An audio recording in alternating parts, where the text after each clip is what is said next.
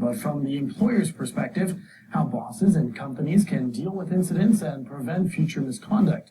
So joining me in studio is interpersonal wellness expert Joyce Odidison. Joyce, thanks so much for being here this morning. Thanks, Raheem. I feel like this is one of those topics that employers don't necessarily always want to talk to. I feel like they're either afraid or they're ashamed to admit that this is happening.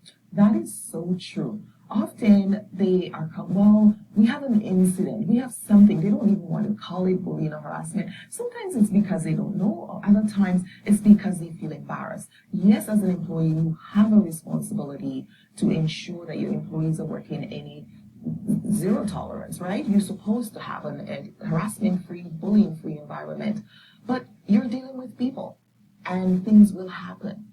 So it was so encouraging to see that the province put this out. Yeah, let's talk about these numbers because the province of Manitoba opened up and showed some numbers. We have a graphic, we'll throw that on the screen in a second, just to show how many allegations of misconduct, and we won't go through them all, but if you look at the bottom, 476 allegations, and then 370 of those were actually substantiated allegations.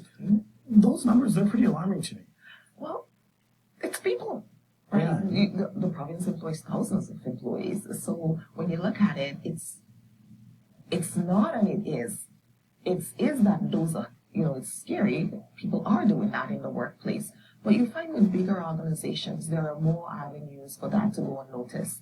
So you have to be even more vigilant, ensure that employees know the policies, they understand the procedures, and that they know where to go. Many employees call me, people call me, Joyce, I don't know what's happening, I don't know where to go, who to talk to. And that is so important for them to know who to talk to, where to go, and understand their rights. You don't have to deal with that at work. So when something like this happens, when some sort of misconduct happens, a lot of times the employer's initial thought is, okay, we're going to fire the offender, right? And that's the end of it. Is that the best way to do that?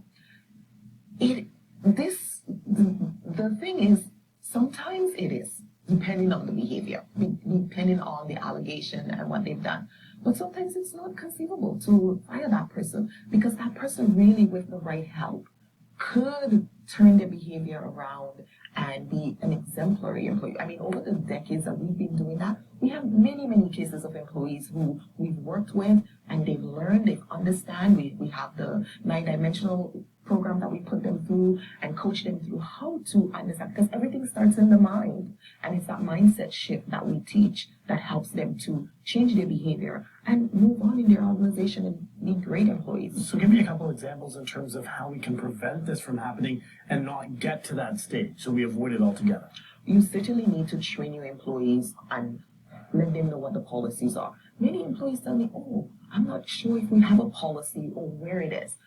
They should know, it should be visible. So every supervisor should know the policy and ensure that the employees are reading it and just have a conversation with them. Have you read the policy? You have a staff meeting, just use one of your staff meetings and ask everyone, did you read our policy on harassment and bullying? And quickly tell me about, you have a free webinar coming up that people can actually get information on this. When is that happening? That's happening on Friday at 1:30.